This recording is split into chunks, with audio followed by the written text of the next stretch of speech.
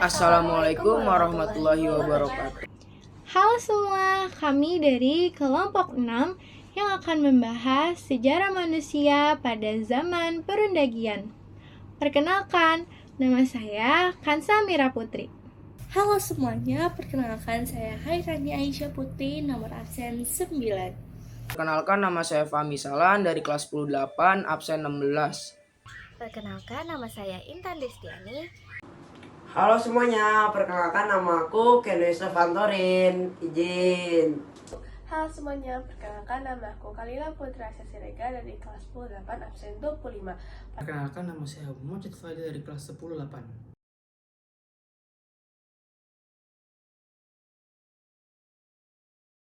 Zaman perundagian atau zaman perunggu adalah akhir dari zaman prasejarah yang dimana diperkirakan sekitar 1500 sebelum Masehi hingga 500 setelah Masehi, di mana manusia sudah menetap dan tidak lagi hidup secara nomaden, di mana manusia sudah mulai bekerja secara menjadi petani, menjadi peternak, juga menjadi seorang penempa. Ini juga adalah awal dari adanya kasta sosial, di mana kasta tertinggi para pemimpin, dan kasta kedua para penempa atau para pengrajin, dan kasta ketiga yaitu para petani. Lalu beberapa artefak peninggalannya antara lain adalah seperti neraca perunggu, juga beberapa perasian perunggu. Oke, selanjutnya kita memasuki perkembangan kehidupan pada zaman perundagian. Nah, teman-teman, pada zaman perundagian, kehidupan mereka itu sudah lebih maju dan lebih berkembang dari zaman-zaman sebelumnya. Hal ini dibuktikan oleh beberapa aspek, seperti kehidupan mereka itu sudah tidak berpindah-pindah atau nomaden, alias mereka itu tinggalnya sudah menetap di satu wilayah saja. Selanjutnya, untuk mencari sumber makanan, mereka tidak hanya mengandalkan cara berburu saja, tetapi mereka juga menggunakan cara bercocok tanam. Dan dalam bercocok tanam ini, mereka menggunakan teknik yang namanya irigasi atau pengaliran air dari sumbernya menuju lahan pertanian, yang gunanya untuk membantu penyuburan tanaman-tanaman mereka. Selanjutnya, dalam perdagangan atau yang biasanya disebut barter, mereka juga sudah lebih luas loh berdagangnya. Mereka bisa berdagang antar desa atau bahkan lebih luasnya lagi ke antar pulau. Selanjutnya, mereka juga sudah memiliki kepercayaan kepada roh atau arwah nenek moyang mereka. Dan lebih spesifiknya lagi, aspek-aspek tersebut terbagi menjadi 4. Yang pertama, dalam aspek teknologi. Nah, dalam aspek teknologi itu, manusianya sudah lebih pintar dan lebih kreatif untuk mengolah perunggu seperti besi ataupun logam yang nantinya mereka jadikan sebagai senjata yang kuat untuk mereka gunakan sehari-hari. Selanjutnya, yang kedua yaitu dalam aspek ekonomi. Dalam aspek ekonomi, mereka ini sudah mengadakan pembagian pekerjaan, seperti ada yang bekerja sebagai undagi, sebagai petani, sebagai nelayan, dan sebagai pedagang, yang menjadikan perdagangan mereka lebih maju, karena kan mereka sudah dibagi ya pekerjaannya. Nelayan ya jadi nelayan, undagi ya jadi undagi, petani jadi petani, pedagang jadi pedagang. Hal ini membuat mereka lebih fokus dalam bekerja, sehingga meningkatkan efisiensi mereka dalam bekerja. Makanya mereka bisa lebih berkembang dan lebih maju dalam berdagang. Nah, selanjutnya yang ketiga dalam aspek sosial. Seperti yang udah aku jelasin di awal tadi, kalau dalam aspek sosial ini mereka itu tinggalnya udah nggak berpindah-pindah, alias udah menetap di satu tempat saja. Dan sosialisasi mereka juga sudah lebih luas loh antara satu sama lain. Dan yang terakhir atau yang keempat yaitu dalam aspek budaya dan kepercayaan. Kalau dalam budaya itu, masyarakatnya sudah lebih melek dan lebih mengenal sama yang namanya seni. Nah, karena mereka sudah mengenal yang namanya seni, mereka bisa membuat karya seni yang pasti berbahan dasar perunggu, seperti besi atau logam yang nantinya hasil karya seninya itu mereka jadikan sebagai peninggalan di zaman mereka loh.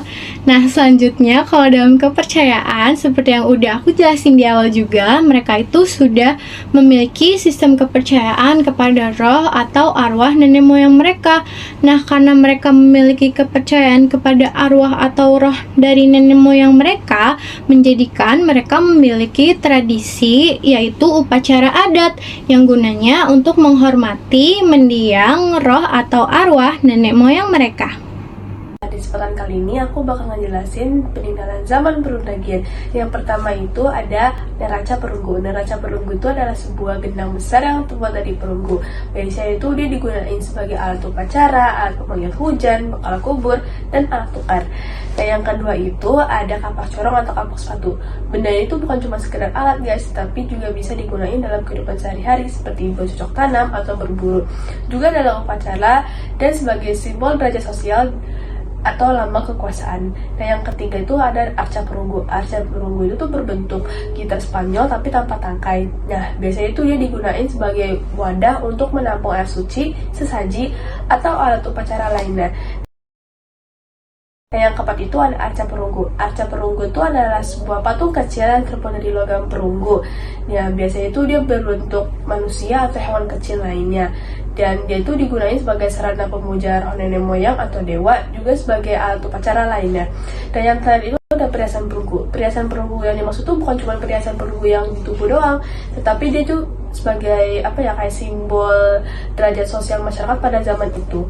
Jadi dapat disimpulkan bahwa peninggalan zaman perundagian itu bukan cuma sekedar benda guys, tapi juga mereka tuh memiliki nilai sosial, nilai budaya, serta nilai keagamaan yang tinggi. Selanjutnya adalah kehidupan sosial pada zaman perundagian. Nah, pada zaman ini masyarakat sudah mulai hidup menetap seperti di pesisir pantai, pegunungan, dan dataran rendah. Masyarakat juga sudah memulai membentuk komunitas yang lebih teratur. Nah, mereka kan udah menetap nih. Jadi jumlah penduduk mereka itu terus meningkat dari yang awalnya hanya perkampungan kecil menjadi desa-desa besar. Rumah yang mereka bangun juga sudah lebih rapi dan permanen. Di sini ada contoh ilustrasi rumah pada zaman perundagian. Selanjutnya adalah pembagian kerja. Pembagian kerja ini ditandai dengan munculnya golongan undagi atau para pengrajin logam. Nah, di sini ada juga nih ilustrasi para pengrajin logam. Nah, pembagian kerja ini umumnya itu laki-laki melakukan pekerjaan yang berat seperti membangun rumah ataupun berburu, sedangkan perempuan itu mengurus urusan rumah tangga seperti menanam benih ataupun berternak.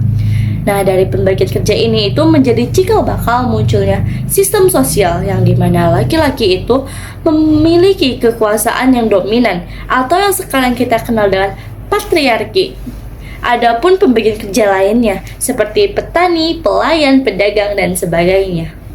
Nah, dengan pembagian kerja ini itu menandakan bahwa ada ya stratifikasi sosial atau lapisan sosial dalam masyarakat. Di sini saya akan menjelaskan sistem kehidupan sosial dalam bidang budaya dan ekonomi pada masa perundagian. Jadi, manusia pada masa perundagian banyak mengalami kemajuan dalam berbagai aspek, salah satunya aspek budaya. Mereka sudah mampu membuat alat dari logam seperti perunggu dan besi, serta menghasilkan gerabah dengan teknik yang lebih baik. Nah, peningkatan keterampilan ini menunjukkan bahwa mereka semakin mahir dalam teknologi pembuatan alat dan peralatan rumah tangga, sehingga mereka mampu memenuhi kebutuhan hidupnya dengan lebih efektif dan efisien.